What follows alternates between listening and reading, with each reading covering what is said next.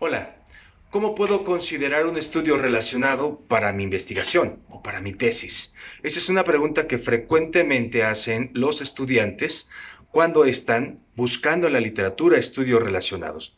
Hay varios factores, pero lo primero es de que tienes que conocer muy bien cuál es el objetivo de tu trabajo de investigación. En él vas a encontrar un concepto, el cual quieres medir, comparar, correlacionar o determinar el efecto a través de una intervención. Esto es que tienes que considerar el diseño del estudio. Este concepto puede tener sinónimos teóricos o términos subrogados que sustituyen al concepto original. Y si encuentras un estudio relacionado que aunque no esté utilizando el concepto en sí que tú estás presentando como problema de estudio, pero sí un sinónimo o un término subrogado, pero alrededor de una población similar a la que tú estás manejando, puedes considerar ese trabajo. Por ejemplo, entre ansiedad y estrés, entre tristeza y depresión, son sinónimos o son términos subrogados. Entonces, considera los estudios que hablan alrededor de esos conceptos. Segundo, el autor. Es importante que tú sepas que hay autores que están siendo ya muy citados porque son expertos en el tema. Y siendo expertos en el tema ya tienen varias publicaciones al respecto. Puedes también citarlos y darle seguimiento, ya que en el mundo hay científicos que son ejemplo de lo que se tiene que hacer en ciertas situaciones de investigación con respecto a un término en específico. Tercero, ¿en qué revista está publicado ese estudio relacionado? La revista es importante porque pertenece a una base de datos. Tienes que identificar si está en una base de datos. ¿Existe una revista mejor que otra? Sí, siempre hay niveles. Estas revistas están en diferentes bases de datos y las bases de datos son reconocidas una más que la otra. Pero tienes que considerar que un artículo es bueno y puede ser mucho mejor en una base de datos menos reconocida que en una que sea muy reconocida. Esto a veces lo están clasificando o lo están evaluando a través del factor de impacto.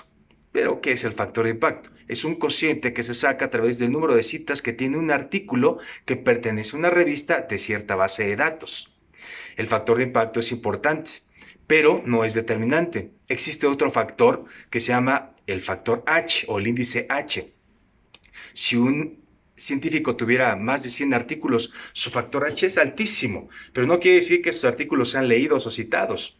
Si Dios fuera científico, su factor H sería de 1 y el impacto por el número de citas que tiene ese libro es muy alto. ¿Me explico? Bueno, también es importante que tú identifiques que no es recomendable colocar como estudio relacionado revistas no científicas, como gacetas, boletines, periódicos, porque si bien pueden manejar información que puede ser verídica, también maneja mucha infodemia. Entonces, eso lo tenemos que evitar. Las revistas indizadas han pasado o tienen dentro de sus lineamientos la revisión por pares. ¿Qué quiere decir? Que los trabajos que han sido publicados en esas revistas indizadas han pasado por un proceso de evaluación de científicos que conocen o son expertos en el tema que tú estás mandando a publicar a cierta revista. Luego entonces tratamos de que esa publicación sea lo más verídica posible y confiable. No pasa eso en los artículos de opinión, en las gacetas, en los periódicos. Por eso es que hay que evitar la infodemia y evitar citar esas fuentes que pueden ser apócrifas.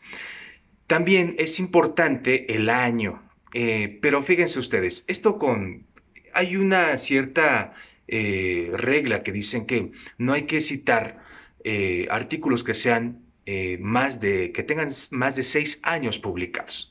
No hay un solo libro que yo conozca, y si ustedes lo conocen, pues indíquenme en dónde está la cita, en donde te indique que toda publicación que se haga se tiene que hacer con referencias bibliográficas menores a 5 años. No la hay, es un mito, porque hay trabajos cuando son, por ejemplo, con diseños exploratorios, que no hay mucho nada o poco publicado al respecto de ese fenómeno, pues tienes que referirte a las citas de hace varios años. Y es válido citarlas. Las revistas las citas clásicas, si estás utilizando el modelo de Oren, por ejemplo, pues se hizo en 1993. Dorothea Oren lo hizo en ese año. Se tiene que citar, porque son referencias que son básicas para tu trabajo. Pero también existen algunas citas que, aunque son muy recientes, pues no están aportando mucho o no son artículos que desde el punto de vista de la reflexión de la literatura crítica que tú realizaste al leerlos, pues que no son muy buenos. Eh, ¿Quién te está exigiendo que sea una cita menor de 5 años? Pues los editores. Algunas comités editoriales tienen dentro de sus reglas para poder publicar artículos de que las citas tienen que ser menores a 5 años. Se tiene que cumplir con este lineamiento, pero no hay un sustento para decir que una cita que se escribió hace 6 o 7 años tenga una vigencia muy buena o mejor que la que se citó hace 3 años, que es una metodología deficiente con algunos sesgos que se puedan identificar.